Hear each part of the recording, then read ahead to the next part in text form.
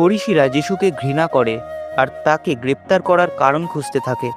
তারা বলে, বিশ্রামবারে অসুস্থ ব্যক্তিদের সুস্থ করা তার উচিত নয়। এক বিশ্রামবারে যিশু একজন অন্ধ ব্যক্তিকে দেখতে পান, যিনি রাস্তার পাশে বসে ভিক্ষা করছিলেন। তিনি তার শিষ্যদের বলেন, দেখো ঈশ্বরের শক্তি কিভাবে এই ব্যক্তিকে সাহায্য করে। যিশু মাটিতে থুতু ফেলে তা দিয়ে কাদা তৈরি করেন আর সেই কাদা ওই ব্যক্তির চোখে লাগিয়ে দেন। যিশু তাকে বলেন, যাও, শিলোহ পুকুরে গিয়ে তোমার চোখ ধুয়ে ফেলো।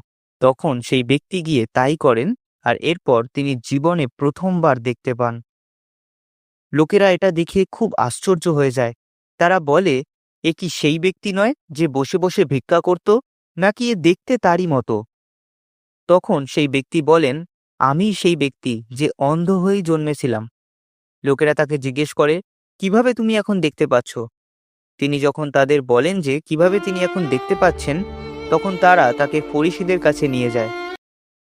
সেই ব্যক্তি ফরিসিদের বলেন, যিশু কাদা তৈরি করে আমার চোখে লাগিয়ে দেন আর আমাকে গিয়ে তা ধুয়ে ফেলতে বলেন। আমি তাই করি আর এখন আমি দেখতে পাচ্ছি। ফরিসিরা বলে, যিশু যদি বিশ্রামবারে সুস্থ করে থাকেন, তাহলে তার শক্তি ঈশ্বরের কাছ থেকে আসেনি। কিন্তু অন্যেরা বলে, তার শক্তি যদি ঈশ্বরের কাছ থেকে না আসতো, তাহলে তিনি কখনোই সুস্থ করতে পারতেন না। ফরিসিরা সেই ব্যক্তির বাবা মাকে ডেকে পাঠায় আর তাদের জিজ্ঞেস করে, তোমাদের ছেলে এখন কিভাবে দেখতে পাচ্ছে? তার বাবা মা ভয় পেয়ে যান, কারণ ফরিসিরা বলেছিল, কেউ যদি যিশুর উপর বিশ্বাস করে তাহলে তাকে সমাজগৃহ থেকে বের করে দেওয়া হবে। তাই তারা বলেন, আমরা জানি না, ওকেই জিজ্ঞেস করুন। এরপর ফরিসিরা সেই ব্যক্তিকে আরও প্রশ্ন জিজ্ঞেস করতে থাকে।